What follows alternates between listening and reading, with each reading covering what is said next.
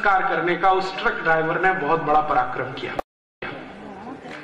अंग्रेजों की सरकार ने भगत सिंह को एक दिन पहले फांसी सिर्फ इसलिए दी कि उनको डर था कि बगावत हो जाएगी और हम यहां रह नहीं पाएंगे। इस छोटी सी घटना का गंभीर विश्लेषण अगर हम करें, अंग्रेजों की पूरी सरकार अकेले सरदार भगत सिंह से इतनी घबराई हुई थी कि फांसी हो जाए तो बगावत हो सकती है। घबराहट इतनी अधिक थी अंग्रेजों में एक भगत सिंह के कारण। और संसद में जब जब भगत सिंह के बारे में चर्चा हुई तो अंग्रेज अधिकारी जिन्होंने भगत सिंह को नजदीक से देखा वो कहते थे कि वो आदमी है, मरने से नहीं डरता है। और ऐसे हिंदुस्तान में लाखों क्रांतिकारी हैं जो मरने से नहीं डरते हैं। हिंदुस्तानियों को मरने का डर दिखाकर गुलाम बनाना बहुत मुश्किल है, कोई और रास्ते हमको तलाशने पड़ेंगे। तो अंग्रेजों की संसद की यह बहस और भगत सिंह जी का अंतिम संस्कार जो ट्रक ड्राइवर के द्वारा किया गया, हुसैनी वाला आज भी भगत सिंह जी की समाधि है, आप कभी भी जाएं वहां जरूर मत्था टेक कर आएं। अंग्रेजों की सरकार ने सरदार भगत सिंह जी को फांसी दी, राजगुरु और सुखदेव को फांसी दी, खुदीराम बोस को फांसी दी, चंद्रशेखर आजाद को अपनी ही गोली से मारने पर या मरने पर मजबूर किया। आखिर अंग्रेजों की सरकार को इन क्रांतिकारियों से तकलीफें क्या थी? एक ही तकलीफ थी कि हिंदुस्तानी क्रांतिकारियों ने संकल्प ले लिया था कि इन अंग्रेजों को इस देश में हम रहने नहीं देंगे। इन्होंने भारत को लूटा है, इस देश को बर्बाद किया है, हम इसको रहने नहीं देंगे। और अंग्रेजों की सरकार में आखिरी कील ठुकी तब, ताबूत में आखिरी कील ठुकी तब जब 1905 में एक अंग्रेज पागल अधिकारी जिसका नाम था कर्जन, उसने मूर्खतापूर्ण एक फैसला किया। बंगाल भारत का एक बहुत बड़ा राज्य था, उसको दो हिस्सों में बांट दिया, हिंदू और मुसलमान के आधार पर। पहली बार इस देश में अंग्रेजों ने जाति और संप्रदाय के आधार पर बंटवारा किया। बंगाल के दो हिस्से कर दिए। बंगाल उस समय भारत का सबसे बड़ा राज्य था। आज पूरा का पूरा आसाम, बंगाल, बिहार, उड़ीसा, उसके बाद आसाम के ऊपर के 7 राज्य, ये पूरा मिलाओ तो बंगाल बनता था। इतने बड़े बंगाल का बंटवारा किया हिंदू मुसलमान के आधार पर कर्जन नाम के अधिकारी ने, और एक कानून बना दिया, डिवीजन ऑफ बंगाल एक्ट। जैसे ही ये बंगाल का बंटवारा हुआ हिंदू मुसलमान के आधार पर, पूरे देश में इसके खिलाफ आग लगी। और इस आग को सबसे तेज फैलाने वाले जो व्यक्ति थे वो थे लाला लाजपत राय। उत्तर भारत में, पूर्वी भारत में इस आग को सबसे तेज फैलाने वाले थे विपिन चंद्र पाल, और पश्चिम और दक्षिण भारत में इस आग को सबसे तेजी से फैलाने वाले थे लोकमान्य बाल गंगाधर तिलक। ये 3 बड़े नेता थे उस समय भारत के। लाला लाजपत राय उत्तर भारत के, विपिन चंद्र पाल पूर्वी भारत के, लोकमान्य तिलक पश्चिम और दक्षिण भारत के। इन तीनों नेताओं ने एक मीटिंग की और उस मीटिंग में पुणे नाम का स्थान उन्होंने तय किया और उसमें उन्होंने फैसला कर लिया कि ये अंग्रेजों की सरकार अब इतनी ज्यादा आगे बढ़ चुकी है कि हमारे राज्यों को हिंदू और मुसलमान के आधार पर बांट रही है। इन तीनों नेताओं का एक मत था कि आज इन्होंने बंगाल को बांटा है हिंदू और मुसलमान के आधार पर, कल ये दक्षिण भारत का जो प्रांत है जिसको मद्रास प्रेसिडेंसी कहा जाता था उस जमाने में, मद्रास प्रेसिडेंसी को बांट देंगे। फिर कोई दिन नॉर्थ वेस्ट फ्रंटियर को बांटेंगे, फिर कोई दिन सेंट्रल प्रोविंस को बांटेंगे।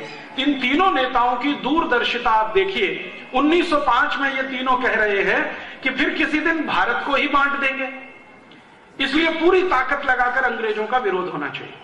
तो लाला लाजपत राय ने उत्तर भारत में कमान संभाली, विपिन चंद्र पाल ने पूर्वी भारत में कमान संभाली, और पश्चिम और दक्षिण भारत में लोकमान्य तिलक ने कमान संभाली, और पूरे देश में अंग्रेजों के खिलाफ एक माहौल खड़ा किया।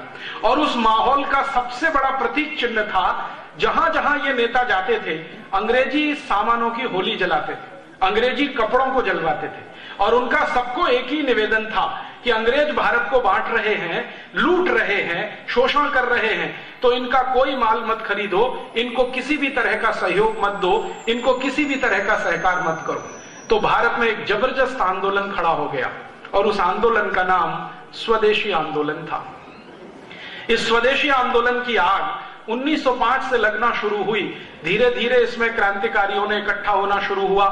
आप सोचो, 3 बड़े नेताओं ने फैसला लिया कि हमें यह आंदोलन पूरे भारत में फैलाना है 1905 में, और 1911 तक आते आते इन 3 नेताओं के पास 1 करोड़ 24 लाख कार्यकर्ताओं की फौज थी। मात्र 6 साल में।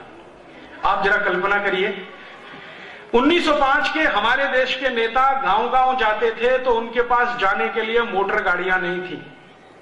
1905 के हमारे नेता बड़ी बड़ी सभाएं करते थे तो बोलने के लिए उनके पास माइक नहीं था।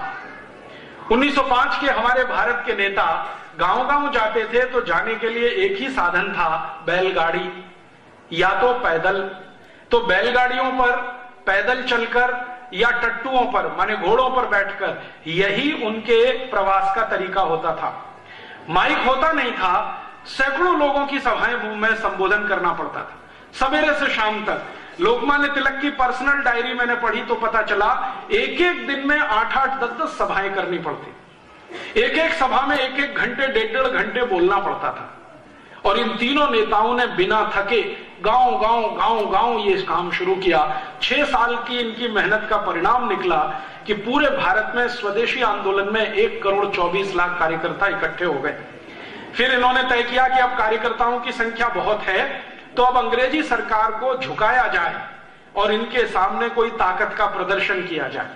तो अंग्रेजी सरकार के अधिकारी कर्जन को इन्होंने नोटिस दिया, तीनों ने संयुक्त रूप से, और उस नोटिस में लिखा कि या तो आप बंगाल का बंटवारा वापस करो और नहीं तो हम आपके खिलाफ असहयोग, सत्याग्रह और बगावत करेंगे और आपकी सरकार को चलने नहीं देंगे।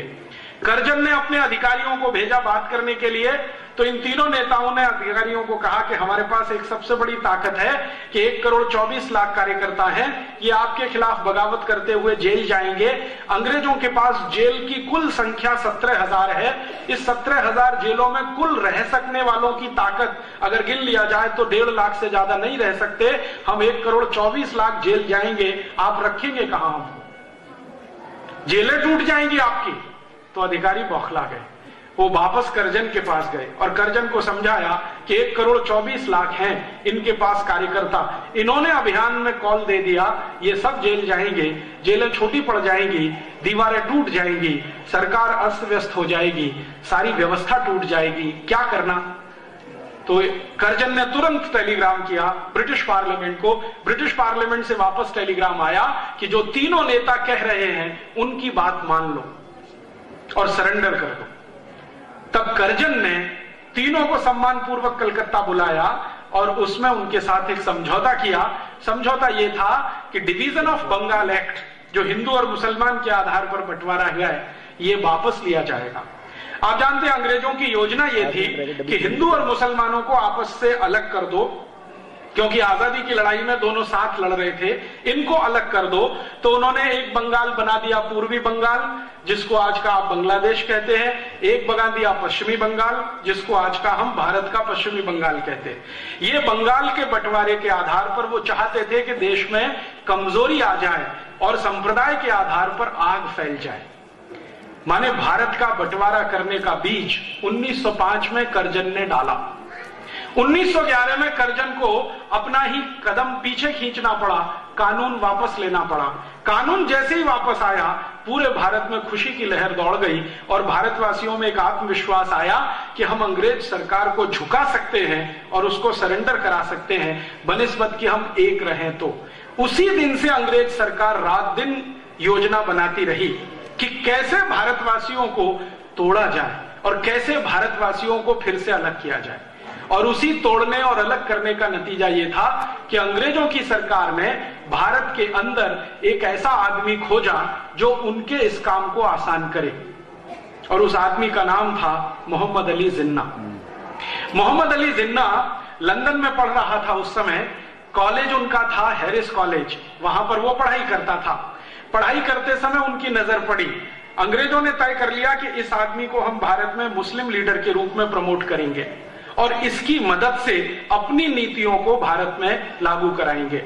मोहम्मद अली जिन्ना को हमेशा अपने कंट्रोल में रखने के लिए अंग्रेजों ने उसके पीछे एक बहुत बड़ी चाल खेली। आप जानते हैं कि अंग्रेजों की कौम दुनिया में सबसे निकृष्ट है। कभी भी कानूनी काम करना हो उससे भी कई गुना नीचे गिरकर गैर कानूनी काम भी वो कर सकते हैं। किसी राजा के साथ भारत में उन्होंने संधि की, अगले ही दिन उस संधि से पलट सकते हैं। तो जिन्ना को प्रमोट करने का तय किया और उसके पीछे अपना एक पिल्लू छोड़ दिया। या एक एजेंट लगा दिया। उस एजेंट का नाम था एडविना।